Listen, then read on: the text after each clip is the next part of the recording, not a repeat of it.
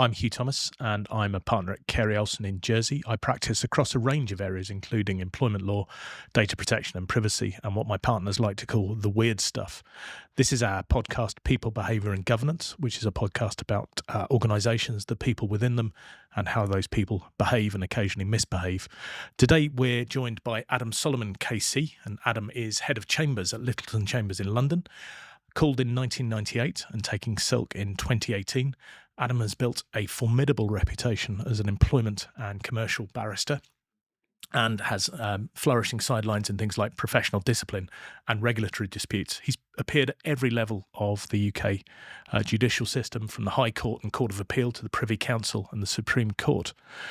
So welcome to our podcast, Adam. Thank you very much. It's a real pleasure to be here.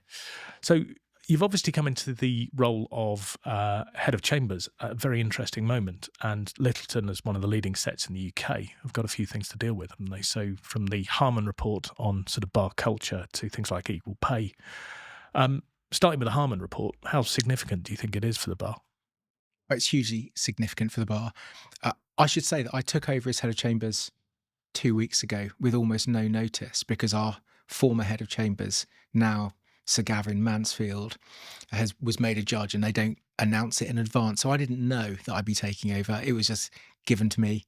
Greatness thrust upon you. Exactly that. And so, so all these things, like thinking strategically about a set of chambers, has happened very quickly. So Harman Report, disparities between pay for men and women at the bar. These are all issues we've got to consider. Actually, the truth is that my chambers, as you say, it's a leading set. We've been on top of things for some time. So we've been thinking about the sorts of things that Harriet Harman was considering.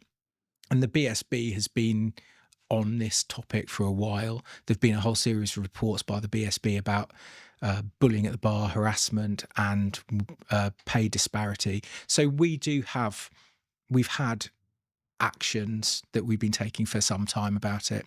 So following Harman, we read it carefully, we implemented the changes that she suggested in policies, and we're always monitoring pay for men and women. There's only so much you can do, really, for a set of chambers. Is not a legal entity. Not a law firm, is it? No, it's not a law firm. We haven't got any real control over barristers. They're just 60 self-employed people. And someone said to me that when you become head of chambers, you go from having 60 colleagues to having 60 children. But so you've got no real control over those people like you do in a law firm. But we have policies, and we monitor what people are getting paid for banned like 0 to 5 years, 5 to 10 years, that sort of thing, and on gender grounds. So we can see how it progresses. And do you think Harriet Harman got it right? Is there a problem at the wider bar, or is it? Well, so it seems. I'm not going to say that anything, but she got it right. She's interviewed lots of people. There's a lot of work that she's put in, and I think the bar has to think very carefully about what she said. And it chimes actually with the sorts of investigations that the Bar Council and the BSB have done historically. That there is harassment and discrimination at the bar, and there's still increasing pay differentials between men and women. So she's not saying something that's wrong. From our perspective as a set of chambers, I don't think we've got the acute problem that it seems that the bar in general has got. We do monitor these things. We are careful. The women in chambers tell me when I speak to them about it that they're not subject to the same problems that Harriet Harman has identified. But definitely there's an issue. Just like any other profession, we've got to deal with it. Yeah. And I suppose in the context of a set of self-employed people, there's only so much a head of chambers can do about issues like that. Is it more sort of setting the tone? And exactly, that's exactly right, setting the tone. And our previous head of chambers, Gavin Mansfield, did that brilliantly. And I think the most I can hope to do is to follow in his footsteps. I'd like to be able to lead chambers as well as he did. That'd be my aim. Because it's not just the bar, is it, in terms of harassment and things like equal pay? I mean, it reflects a sort of wider issue in society, doesn't it? Do you think the bar's sort of uniquely exposed to things like that? Is it something about the structure of the way the bar is structured, or is it something else? I don't. The bar is a strange referral profession, so it's not like Tesco's, for example, I'd pick them because there's an ongoing equal pay case with Tesco's. It's not a place where you have men and women doing obviously different jobs. So bin men compared to nurses, for example, which is an equal pay dispute I did 20 years ago. We're all doing the same job. We're all barristers. Yeah. There are things that women tend to be predominant in and men tend to be predominant in. So like general commercial litigation tends to be like a thing that boys do. Yeah. And, I say that deprecatingly. And, employment law tends to be something that women go into. And in Chambers, we are very concerned with not pigeonholing people like that. So we try and introduce the junior females into commercial litigation so that we don't get pigeonholed like that. But given it's a referral profession, in terms of how much a woman or man gets paid, it's quite often dependent on the solicitor as well. So you, as the solicitor, and if you're saying I'm not going to pay X that much because they're a woman, then that's where the problem is, rather than at the bar. We don't set our fees. You do. So why are you paying women less, Huw? Well, we don't, because we're a fused profession in Jersey, but I can imagine that's a sort of a structural issue in the UK. And in relation to the bar sort of standards and the way the bar's sort of set up in terms of complaint systems, are they fit for purpose, do you think, or do they need overhaul? It's a difficult question. Biased because I was a board member of the Bar Standards Board for 8 years. So, I think in general, the BSB do a good job. Is it perfect? No, I don't think anyone would say that. I don't think the current board members would say that, but I think it does a necessary job. And no one at the bar wants barristers to commit misconduct or be dishonest, and we want the Bar Standards Board to weed those people out. There's a debate to be had about the limit to which the BSB should go. Should it be intervening in, say, how Chambers runs itself, or in things like discrimination and promoting diversity? Is that something the regulator should concern itself with, or is that something more for the union, the Bar Council? And there's that legitimate debate, and some people think the BSB is overstepping in that regard. But there's always that tension around the edges of regulation, isn't it? What should they be regulating? What kind of behaviours should they be regulating? I mean, personally, I think the BSB should be a small body dedicated to what it says on the tin, namely bar standards, and it shouldn't be concerning itself with diversity. But you can see why it does, because if you're discriminating against someone, you're falling below the standards that are expected of you. And so it's necessary to have that in mind. But there are limits, I think. Yeah, absolutely. This is a podcast about behaviour, or to a large extent behaviour. How do you go about changing the behaviour of individual barristers, or is that an ongoing issue? I look forward to finding out the answer to that. I don't know. Obviously, Chambers has policies and it has a tone. And what we want to do is to reward excellence. So we are promoting the sorts of things we want. So getting work done quickly, getting it done to a really excellent standard, and treating your colleagues fairly and professionally. So we've got policies on all of those things, and we want to promote that. But how you change attitudes more generally is, I think, a complex question. I don't know how you change attitudes for employees, but you've got more control over them. And are you seeing sort of younger members of the bar coming in with different attitudes, different expectations of what it should look like? No, I think that is definitely a point. There is a generational shift. So I think when we were coming through, we're the same sort of call. It's a long time ago. Long time ago. I think there was a general attitude that you just worked the whole time. You did whatever you were told to do, and you didn't ever raise an issue about it. But I think the generation below us now, the young people coming through, maybe two generations, absolutely. They are more concerned, I think rightly as well, with stopping work at a certain point and having, the right to turn off their emails, and that is certainly, and we support that. I think there's a tension because quite a lot of our work is urgent injunctive relief, and if something comes in late at night for a case in court the next day, you've got to do the work. You can't get around it. I think I've heard it described as somebody's got to hold up the sky, sort of, there are some types of work that need to be done and need to be done now. And can you hold up the sky? Yeah, good question. But yes, for some Yeah, you just got to get it lawyers. done. Yeah, some lawyers, for some lawyers to work flexibly, you've got to have other lawyers who work or are available sort of 24/7. I mean, that's the difficulty in a profession like this, isn't it? I mean, it's one of those imponderables, I think. Yeah. I think that's right. And unlike a law firm where, some people can work in a different way from others, for barristers, it's just you. Yep. And so if a case comes in and the solicitor says, you've got to go to court tomorrow, can you read this and produce a skeleton overnight? There's going to be a yes or no answer for you. And if it's no, then it'll go to someone else, and that's your practice. Yes. The other major challenge we've been looking at recently, as Carey Olsen and as a sort of wider profession, I think, is AI. And it's being hailed as utterly transformative for legal practice. Do you think AI is going to be a threat to barristers, or is it an opportunity? I mean, it's a threat and a challenge at the same time. I have been slow on the uptake, but I want to use it more, and I want to be able to know how to do it safely. The Bar Council put out guidance, I think, last week on this. I'm not convinced that the guidance is as good as it could be.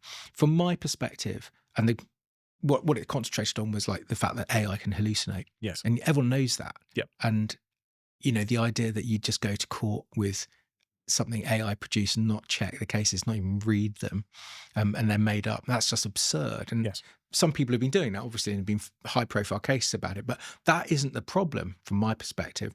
The problem really is about client confidentiality and data protection. And if you upload your client material onto the internet, through AI, are you putting that at risk? Are you in breach of your obligations? And how can you do it safely? And that's the question, because I think people are going to do it. Yes. And what the regulator and what the unions should be doing, Bar Council and the BSB, is giving guidance about how it can be done safely and what settings you should be doing, what training people need for it. That's what I think is needed. And it's going to be interesting because it's going to change the practice of law, isn't it? I mean, sort of. Has it for you?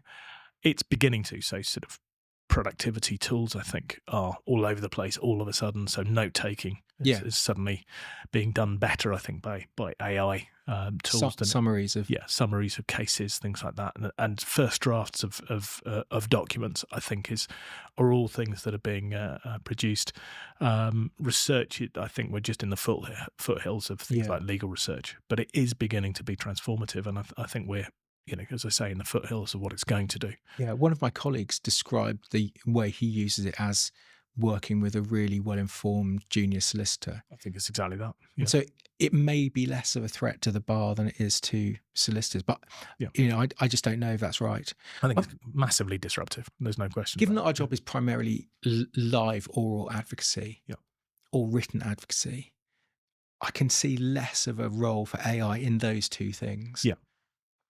Be interesting, won't it? Unless we get AI judges, and it feels like we do have it sometimes. Well, there is that, yeah. So, I mean, in terms of adoption, it's going to be a bit of a challenge, I think, for law firms and chambers. And as I say, I think it's one of those things we're just going to have to wait and see to a large extent and experiment with. Yeah, and watch people fail in order to learn. And not being the first mover is always an interesting one, isn't it? Yeah, there's a risk in not being the first mover. Yes, and you potentially miss opportunities. Yeah. So one of the things we have been talking about in Jersey recently is whistleblowing and speech in general, but particularly speech in the workplace. And we talk a lot about sort of, the limits of people's freedom to speak online and things like that. Jersey's a bit of an outlier. We don't have, for instance, religion and philosophical belief as a protected characteristic, although we do have the human rights Jersey law. And of course, we don't yet have whistleblowing protection. You've done a lot of cases, and particularly in this area, about sort of speech and its limits.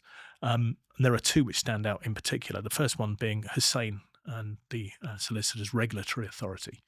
Why did it sort of attract so much attention, that case? I don't know. That's an interesting question. I suppose it was timely because the solicitor was writing on the internet about Gaza and Israel, and that is something that people are concerned about at the moment. Yeah. And it polarizes people. And so there's a large group online who are pro and a large group online who are anti. And so it just attracts that sort of attention. And it's also, I think, the first case that has properly considered the IHRA definition of anti-Semitism and thought about how it applies and how it can be applied and the limits to it. So for those two reasons, I think that's why it did get a lot of publicity. And it has indeed been picked up by regulators and the regulated community in terms of how you can speak freely as a professional. Because there is always that tension between freedom of expression and the need to uphold sort of professional standards. Exactly. Is that always going to be a tension, do you think, between the two? Or have we got some fairly clear sort of guidance and guardrails now? I don't know if it's fairly clear. I mean, I think you can be offensive, but not gratuitously extremely offensive. And where's the line there? Where's the line? Yeah. Because Hussein, the interesting thing about this case is, in one sense, it's straightforward. This guy had put out vile, obviously anti-Semitic abuse on the internet. He was struck off the SDT, and his appeal, I thought, was hopeless. And so it could easily just have been dismissed in a very few paragraphs. But what the court did was consider the wider implications and think about, I think it's all obiter, think about how freedom of speech interacts with professional obligations and what does anti-Semitism mean. And so those two, and those actually, it was all obiter, but still important. So is it clear? I'm not sure, because it's been referred to in 3 or 4 cases since then, and always by the regulated individual saying, you are trying to regulate me and I've got these freedoms. Look at the case of Hussein. And I think more or less unsuccessfully, that's how they've relied on it. Yeah. But so it does seem to be a lifeline for regulated individuals to be able to say, I can say this stuff that I've been saying, even though it's vile. It's almost by definition, if you end up in that position, you are going to be pushing the boundaries of what is acceptable. So people will be asking the question, won't they, about what you've said, why it's acceptable, why it's unacceptable. That's definitely right. And it's definitely right if you're entering into a polarized political debate, because what when you do that, whatever side you're going to get into, someone on the other side is going to say what you said is awful and then report you to your regulator. Though arguably these days there are very few debates that can't be reduced to a massively polarised sort of bun fight between. So why would you ever tweet as a professional? It's extraordinary, isn't it? I just don't understand why you do it. So unless it's going to promote your business, why would you be doing it? No. And in terms of solicitors and barristers, what does that say to the boundaries of what they can say online? Do you think they'd be better advised to keep it to their professional sort of practice, or is it? Yeah, I mean, if you were asking me as a friend and colleague, should I be tweeting about Gaza or trans rights? No. Unless you can show me that there's a direct benefit to your practice for doing that, I would say don't do it. Or if you want to tweet about these things, do it under a pseudonym. Don't associate it with your professional role at all. Yep. But happily for me, because this is an area of my practice, people don't follow that advice and do it. The chief executive of the BSB has said that he thinks there should be stricter rules on barristers tweeting, and they should be more closely regulated. That isn't the way it's happening at the moment, but you can see why you'd be saying that. The direction of travel type things. Yeah, I think so. I think so. Yeah. And I suspect there's always going to be that tension, and almost rightly so, because you've got two very, very important things there: the sort of right to freedom of expression, sort of Article 10, and professional standards. Yeah, and there's always going to be a tension between the two, potentially. What's interesting is that different regulators take slightly different views about this. So the GMC historically has taken a really lax view on it. That might be changing now, actually. And the recent case of Aladwan is an example of where they have literally changed their mind on this pretty much the same facts, where 2 months ago they didn't suspend her and now they've had a rehearing and suspended her.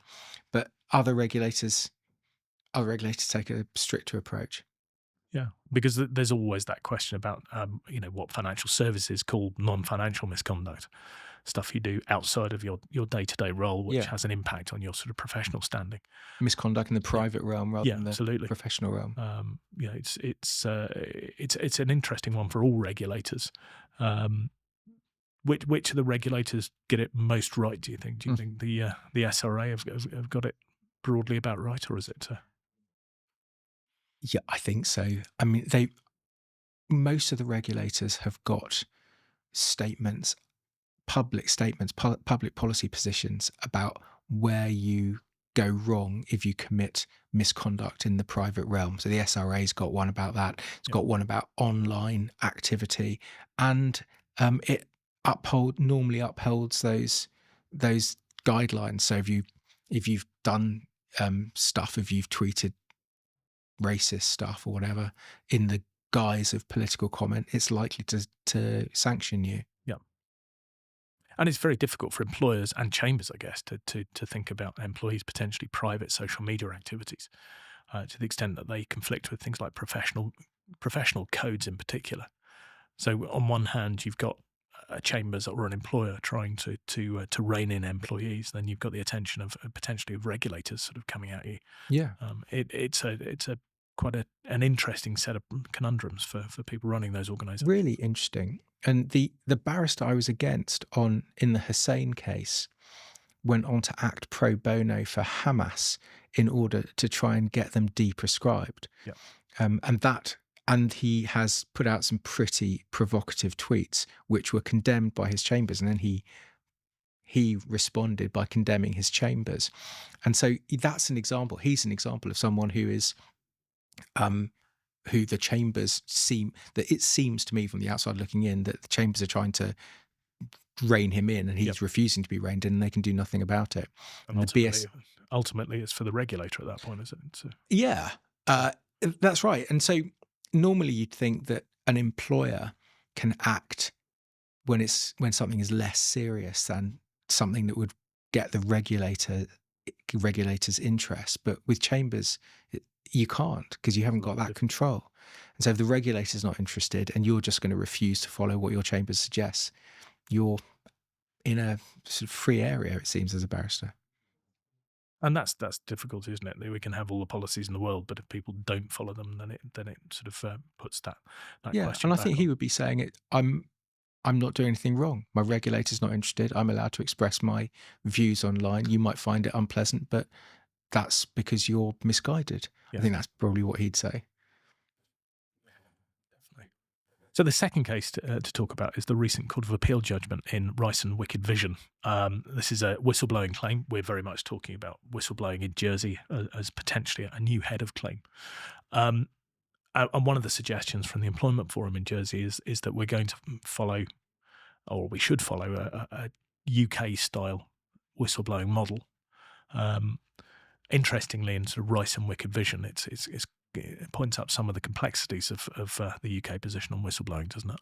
Yeah, complexities is a generous way of describing the legislation. Yeah. I think even the Wicked Vision disagreed with the previous Court of Appeal judgment in Ospov, although it said it was bound by Ospov, and even the judgment in Ospov said it's pretty confusing what the legislation says. So I don't think anyone would be saying you should just cut and paste the English and Wales legislation on whistleblowing. I don't think anyone would say that, because there are difficulties and ambiguities. I suspect, it's likely that Wicked Vision will go to Supreme Court. And what was the key issue in Wicked Vision? What was the key is this, that you've got a right not to be dismissed for blowing the whistle, and you've also got a right not to be subject to a detriment for blowing the whistle. Yep. But the legislation seems to separate the two, and it says the detriment claims are excluded from the so you can't bring a detriment claim if it amounts to a dismissal for the purposes of Part 10. So if it amounts to an unfair dismissal claim, you can't bring it as a detriment. But they amended the legislation to bring in a whole series of other detriments. So you can bring a claim against a co-worker for detriment, and the employer is vicariously liable for that co-worker's activities. And what Osipov said was that a co-worker can be liable for the detriment of dismissal, and it's not excluded because a co-worker can't actually dismiss you for the purposes of unfair dismissal legislation. Only an employer can do that. And so dismissal, which isn't an unfair dismissal, is a detriment that the co-worker is liable for. And in Wicked Vision, the question was, is the employer vicariously liable for that? And that's what the statute says. And my client said, well, you're bound by Osipov Court of Appeal because you bind yourself. And Osipov says co-worker is liable for a detriment amounting to dismissal, and statute says the employer is vicariously liable for that. And the other side said that's the wrong way to interpret the Act. And what Wicked Vision said was they're bound by Osipov, but they don't like it. They think it's wrong, and that detriment and dismissal are conceptually different and should be kept apart. And I suppose the difficulty now, if it goes to the Supreme Court, arguably the Supreme Court can't really fix it. They can make a final decision, but it doesn't really fix what sounds like a structural problem in the legislation. Well, from my perspective, that would be great, because I'm acting for Mr. Rice, who is the claimant in the Wicked Vision claim. So if they can't fix it, that means that Wicked Vision is upheld on appeal. Yep.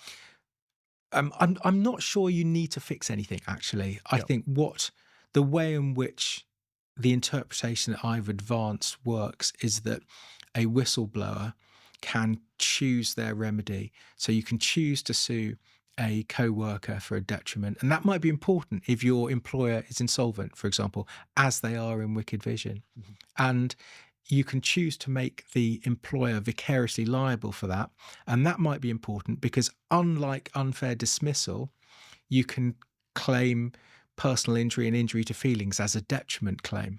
So you can claim different amounts, and there's a different causative tests.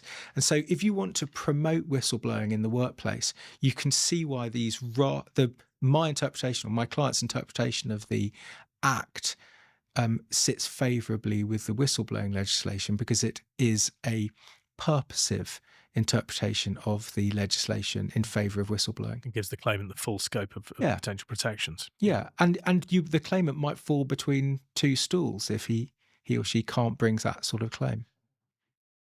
And in terms of lessons for employers, don't subject people to detriments for blowing the whistle, be my advice. I mean, I don't know, lessons for employers, what, in the workplace or dealing with these claims? Both, I guess. Yeah, dealing in the workplace, I guess. In the workplace, every sensible employment solicitor or barrister would say have policies and give your staff training on them, and implement and regularly assess what's going on a day-to-day basis. And so if an employee does subject someone to a detriment, you can say, well, they're acting outside of their role, and we try and distinguish them from your function as an employer. Give people good rights of appeal internally. In terms of how you deal with a case at the moment, I think if I were litigating this on behalf of an employer, I'd take the position that Wicked Vision in the Court of Appeal is wrong. And I'd wait the outcome of the claim if it goes to the Supreme Court. And in terms of what Jersey should learn from this, apart from not copying and pasting the English position, if you were advising, say, the government of Jersey, how would you structure a whistleblowing claim? Yeah, I mean, that's a good question. The problems come because of the way in which the legislation was amended over time, and it doesn't fit together in a commonsensical way. But I think what you could do is, if you want to have a purposive approach to the legislation where you're protecting whistleblowers and giving them the full range of remedies, then you could do that in a more straightforward and express way in legislation, and still have the effect of what the outcome in Wicked Vision gives you, without just cutting and pasting it. I think it would be perfectly possible to say you can bring this sort of claim. And does effective whistleblowing legislation require other forms of speech protection? Should we protect things like religious and philosophical belief as a protected characteristic, for instance? It's a political question. Not. Yeah. I don't think effective whistleblowing protection means you need to. Yeah. So I mean, if I subject you to a detriment because of your philosophical belief, I'm probably breaching your contract as well in different ways. It's probably a breach of the implied term of trust and confidence, a whole breach of other things. And so you may be able to blow the whistle on that. It may be that you can, I don't know, depending on how you structure the legislation. But whether you protect these different types of belief and philosophy is a political question. It wasn't always protected in England and Wales. And it comes with its own issues in terms of complexity, doesn't it? In terms of what kind of philosophical belief, what kind of religious belief. Exactly. And we're still litigating it. So, is anti-Zionism a protected philosophical belief? And that's the Miller and Bristol University case that's just been in the EAT. The decision hasn't come out yet, but what amounts to a protected philosophical belief is still a hot topic, a live issue. Yeah, absolutely. And that I think for Jersey is one of the issues in terms of taking bits of say English or UK employment law and not quite copying them and pasting them, but certainly taking the sort of the general thrust of them and the mechanics and that sort of stuff. If we import all of that complexity, is it going to do us a lot of good? I don't know. It's a really good question. What's the evidence on the ground for discrimination on grounds of religious or philosophical belief? I suspect it's fairly limited. In fact, the number of claims generally we've had for discrimination is fairly limited. So it will be very interesting to see, if we do go for whistleblowing legislation, which I think we're going to, and probably rightly so, whether we also end up with more on things like religious and philosophical belief. It's a very good question. You can see why whistleblowing legislation would be more important in Jersey than religion and philosophical belief legislation, because you've got so many regulated groups here, especially financial services. Yeah. And it's important to maintain confidence in those services. And so you want to promote allegations of wrongdoing where there is wrongdoing and protect the people blowing the whistle. But it's different, I think, conceptually from saying I've got to protect your position as a religious or philosophical proponent. Yeah, it's certainly less clear cut, isn't it? Yeah. I'd like to thank Adam for coming to talk to us today for what was a really thought-provoking conversation. So Real thank you, pleasure. Adam. Thank you, Huw. If you'd like to talk to Carey Olsen about any of the issues that we've spoken about today, please do get in touch and we'll see you next time.